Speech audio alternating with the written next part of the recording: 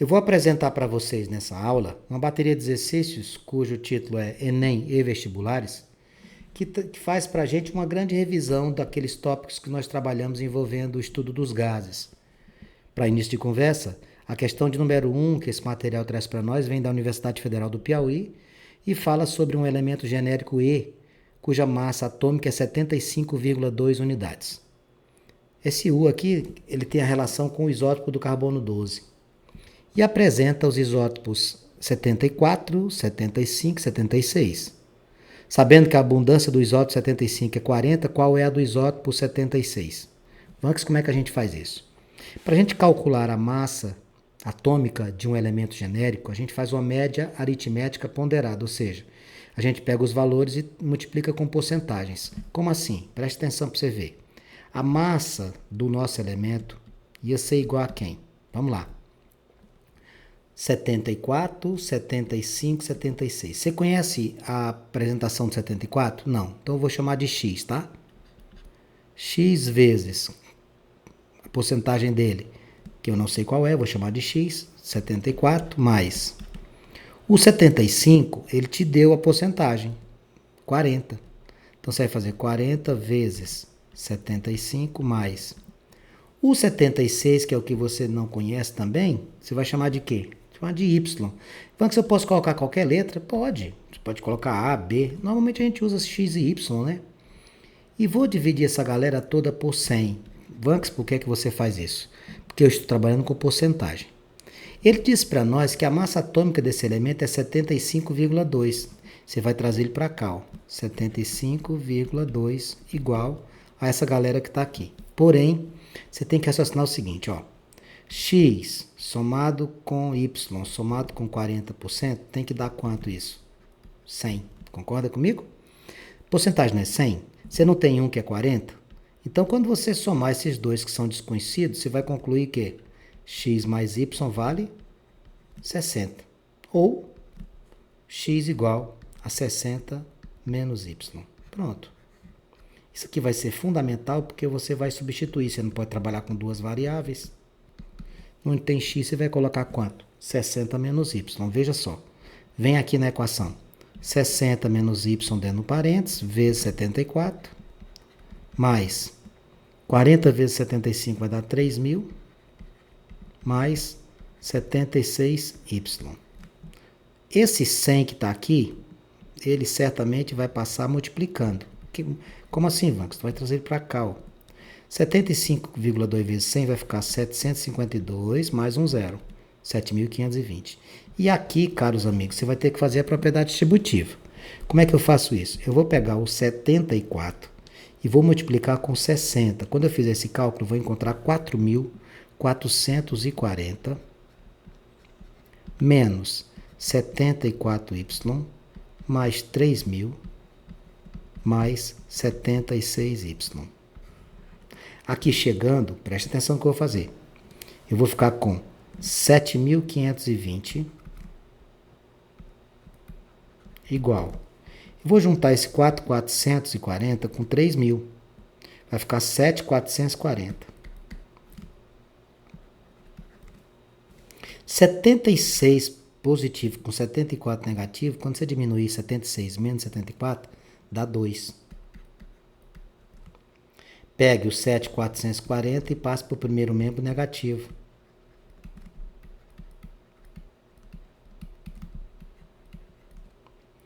Quando você fizer esta divisão, essa subtração, você vai encontrar 80. Esse I2 passa como? Passa dividindo. 80 dividido por 2 igual a Y. Meu Y vai ser quanto? 40%. Minha resposta da questão número 1 seria a letra C. Raciocínio. Se um tem 40, o outro tem 40, se eu perguntasse para você quanto era a porcentagem do X, seria quanto? Seria 20. Para somar as 3 dá 100%, ok? Na questão de número 2, uma questão enorme. O aluno olha para uma questão dessa assim, eu não vou nem tentar, porque é muito grande. Mas não precisa de desespero, não. Essas questões do Exame Nacional do Ensino Médio, normalmente elas são acompanhadas de textos longos, mas não são difíceis, desde que você tenha paciência de ler. Olha o que diz a questão 2. Aspartame, ó, até o nome já é conhecido teu. Aspartame é açúcar dietético, adoçante. Aspartame é um edulcorante artificial, ou seja, um adoçante dietético que apresenta potencial adoçante 200 vezes maior do que o açúcar comum, permitindo seu uso em pequenas quantidades, muito usado pela indústria alimentícia, principalmente nos refrigerantes diet. Tem um valor energético que corresponde a 4 calorias por grama. É contraindicado a portadores de fenilcetonúria, uma doença genética, rara que provoca o acúmulo da fenilamina no organismo, causando retardo mental. O índice diário aceitável desse adoçante é 40 miligramas de massa corpórea. Olha só, 40 miligramas para cada quilograma. Essa informação é importantíssima. Com base nas informações do texto, a quantidade máxima recomendada de aspartame em mol que uma pessoa de 70 kg de massa corporal pode ingerir por dia é mais próximo de quanto? Considere a massa molar do aspartame 294. Então vamos raciocinar aqui, preste atenção. Eu sei qual é o índice diário aceitável, que é quanto? 40 miligramas para cada quilograma. Então, para cada quilograma, tu consegue consumir até 40 miligramas. O nosso amigo citado aqui, a pessoa tem quantos quilogramas? 70. Qual é o consumo máximo aqui desse adoçante? Multiplique cruzado. 70 vezes 40, você vai encontrar 2.800 miligramas. Ou, divide isso aqui por 1.000, 2,8 gramas. Olha que interessante. Isso aqui é a quantidade máxima de aspartame, ou seja, a quantidade máxima que você pode consumir por dia, 2,8 gramas. Ele disse que um mol de aspartame tem 294 gramas em cada mol. Ele está querendo saber quanto que você ingeriu com esse limite de 2,8. O que você vai fazer? Uma outra regra de 3. Eu fiz uma aqui, vou fazer outra aqui. Para você descobrir qual é a quantidade que você tem, você vai simplesmente lembrar do seguinte: quanto é o mol do adoçante? Um mol do aspartame são 294 gramas. Qual a massa que você tem? 2,8 gramas. Quanto de mol você vai ter? X. Meu X vezes 294 vai ser igual a 2,8. Eu vou passar o 294 dividindo. 294 na divisão, eu vou ficar com quanto? Fechamos. 2,8 dividido por 294. Quando você fizer esse cálculo, você vai encontrar nesse exercício 0,0095. 0,0095. Isso aqui você pode escrever como? Quantas casas tem aqui? 1, 2, 3, 4. 9,5. Ó, 1, 2, 3, 4. Vou puxar 3 casas. Ó. 1, 2, 3. 9,5 vezes 10 a menos 3 mol. Você tem 4 casas pós-vírgula. Você deixa a vírgula no primeiro para ficar o número de notação científica. 9,5 vezes 10 a menos 3. Tu vai encontrar isso aonde? Tu vai encontrar isso aí na letra 9,3, na letra B, 9,5, né? Pronto. É aqui que você vai fazer. Beleza? Ok? Então vamos lá. Para a próxima questão aqui, nós temos a seguinte situação. O rótulo de um frasco contendo um suplemento vitamínico informa que cada comprimido contém 6 vezes 10 a menos 6 gramas de vitamina B12. Essa vitamina apresenta 1 mol de cobalto por mol de vitamina e sua porcentagem em peso é de aproximadamente 4%. Considerando a constante de Avogadro 6 vezes 10 a 23 e a massa molar do cobalto 60, qual o número aproximado de átomos de cobalto que o indivíduo ingere quando toma 2 comprimidos? Pessoal, isso aqui é uma regra de 3 simples, muito simples. Por quê? Porque tu vai trabalhar com a massa do cobalto e depois tu faz uma relação com o átomo de cobalto. Como assim? Qual é a massa em gramas que você tem de cada suplemento? 6 vezes 10 a menos 6 gramas corresponde a quanto? 100%. Ele falou de qual porcentagem para nós? 4%. Então, o que você vai fazer? 4% está para x. Vamos descobrir quanto que dá isso? X vezes 100 é igual a 4 vezes 6, 24, vezes 10 a menos 6. X é igual a 24 vezes 10 a menos 6, dividido por 100. X igual 24 dividido por 100 é 0,24 vezes 10 a menos 6. Eu vou passar essa vírgula aqui para frente. Quando eu fizer isso, eu vou ficar com 24 vezes 10 a menos 8 gramas. De quê? Quem é isso aqui? É a massa de cobalto. A resposta é essa? Não, ele não está perguntando a massa do cobalto. Ele está querendo saber quantos átomos você ingere com essa porção. Isso aqui é a primeira etapa. A segunda etapa vai ser outra regra de 3. De que maneira? Associe. Qual é a massa que ele disse que era a massa do cobalto, a massa molar? 60. Cada mol tem quantos átomos? 6 vezes 10 é 23. Então já matou o exercício. 60 gramas corresponde a 6 vezes 10 a 23 átomos de cobalto. 24 vezes 10 a menos 8 vai ser quantos átomos? X. Como é que vai ficar essa conta? 60x igual 24 vezes 6 dá 144. 144 vezes 23 menos 8 dá 15. 10 elevado a 15. Meu x vai ser 144 vezes 10 elevado a 15 dividido por 60. Vamos fazer essa conta aqui. Ao dividir 144 por 60, eu vou encontrar 2,4. 2,4 vezes 10 elevado a 15 átomos. Você está vendo que tem a alternativa B, 2,4 vezes 10 elevado a 15? Vou marcá-la. Não. Cuidado. Aqui o aluno faz um cálculo desse, ele fica tão feliz que ele não presta atenção no que ele está procurando. Ele mandou calcular para quando você toma o quê?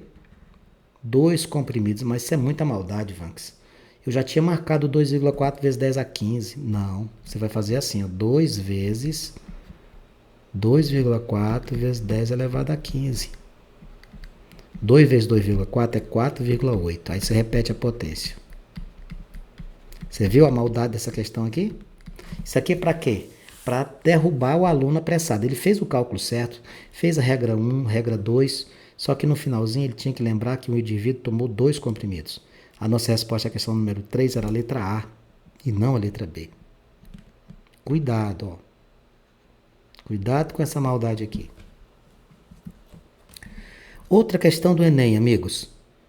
Outra questão longa, mas sempre você faz por onde? Por regra de 3. O brasileiro consome em média 500 miligramas de cálcio, olha lá, por dia. Média 500 miligramas de cálcio por dia. Quando a quantidade recomendada é o dobro. Bom, se a quantidade recomendada é o dobro, ó, 500 miligramas ele toma. Recomendado é o dobro. Quem é o dobro de 500 miligramas? 1.000. 1.000 miligramas é a mesma coisa de quê, meus amigos? 1 grama. Uma alimentação balanceada é a melhor decisão para evitar problemas no futuro, como a osteoporose, doença que atinge os ossos. Ela se caracteriza pela diminuição substancial da massa óssea, tornando os ossos frágeis e mais suscetíveis a fraturas. Considerando-se o valor de 6 vezes 10 a 23 para a constante Avogadro e a massa molar do cálcio, 40 gramas por mol, qual a quantidade mínima diária de átomos de cálcio a ser ingerida? Quantos átomos de cálcio você tem que ingerir? Então, você não vai trabalhar com 500, você vai trabalhar com 1.000 miligramas. E na prática, você não vai usar 1.000 miligramas, você vai trabalhar 1 grama. Por quê? Porque a unidade de massa molar foi dada em gramas. A regra de 3 é a mais simples possível, quer ver? 40 gramas de cálcio corresponde a 6 vezes 10 a 23 átomos de cálcio. 1 grama, que é a recomendada, ou seja, aquela que você teria que tomar, 1 grama corresponde a X. 40x igual a 6 vezes 10 a 23 vezes 1. X igual a 6 vezes 10 a 23 dividido por 40. Bom, quando eu fizer essa conta, vai ficar como? 6 dividido por 40, quando você dividir o 6 por 40, você vai encontrar 0,15. 0,15 vezes 10 elevado a 23. Isso aqui também pode ser escrito como? Eu posso passar essa vírgula uma casa, vai ficar como isso aqui? 1,5, diminui um número no expoente, vezes 10 a 22 átomos. Para essa questão, nós marcaríamos qual letra na questão número 4? A letra B. Percebam quanto são bonitas essas questões, né? Manda outra, Vanks. Vou mandar outra do Enem. O Enem ama essas situações, né? Pesquisadores conseguiram produzir grafita magnética por um processo inédito em forno com atmosfera controlada e em temperaturas elevadas. No forno são colocados grafita. Aí, meu amigo, o segredo é esse. O que é grafita? Nada mais é do que carbono. Então ficaria assim, grafita comercial em pó e óxido metálico, tal como o CuO. Então você vai colocar o carbono para reagir com o óxido de cobre. Nessas condições, o óxido é reproduzido e ocorre a oxidação da grafita, com a introdução de pequenos defeitos, dando origem à propriedade magnética do material. O que é que vai acontecer aqui? O que nós vamos ter aqui nada mais é do que a quebra dessa estrutura do cobre. Você vai ficar com quem aqui? Com cobre mais e a liberação de... Veja o que é que você tem aqui. Você tem oxigênio e tem carbono. Só que aqui você não libera o monóxido de carbono. Você produz, conforme ele diz aqui, ó, o dióxido de carbono, CO2. Bom, como é que eu vou fazer a resolução se eu sei que eu tenho 4 termos? Quando a gente estuda cálculo estequiométrico, a gente aprende que não usa 4 termos, a gente só usa 2. Mas antes de fazê-lo, cuidado. O que é que você tem que fazer? Balancear a equação. O que é balancear a equação? Balancear a equação é deixar a mesma quantidade de um lado e do outro, tá? Então aqui, ó, C mais CuO, originando Cu mais CO2. Quantos carbonos? Vou colocar um aqui. Coloco um aqui também. Fiquei com 2 oxigênios. Fico com 2 cobres aqui, 2 cobres aqui. Depois de efetuado o balanceamento da equação, eu vou verificar o que ele pediu. Considerando o processo descrito com um rendimento de 100%, 8 gramas de CuO, então ele está falando aqui de massa, vai produzir quanto de CO2? Aqui ele está falando de massa. Então, quando a gente vai fazer um exercício como este, pode ter a quantidade de termos que existir. Você só vai pegar 2. Então, o que você vai fazer aqui? Primeira coisa é calcular a massa original de cada estrutura. Do óxido de cobre, você tem 2 vezes, veja só, Cu vale quanto? 64. Oxigênio vale quanto? 16. Quando você fizer isso aqui, vai dar quanto? 2 vezes 80? 160 gramas. Guarda isso aqui. E também vai ter que fazer a massa do CO2. O carbono é 12, o oxigênio é 16. Como você tem 2, vai ficar vezes 2. 12 mais 32, 44 gramas. Olha a montagem deste exercício, que eu vou fazer aqui no espaço separado. Como é que eu vou montar essa questão? Você vai fazer assim, ó. 160 gramas de óxido de cobre reagem produzindo 44 gramas de CO2. 8 gramas do óxido de cobre vai produzir X. Você vai cruzar 160x igual 44 vezes 8. 44, 88, 176, 352. Como é que você vai fazer isso? X igual a 352 dividido por 160. Deixa eu ver quanto que dá isso aqui.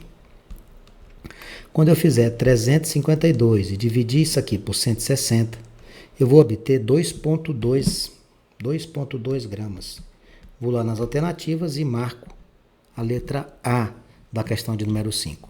Com isso, nós temos o prazer de dizer a você que nessa oportunidade nós acabamos de fechar a 6ª apostila de Química do ano letivo 2020.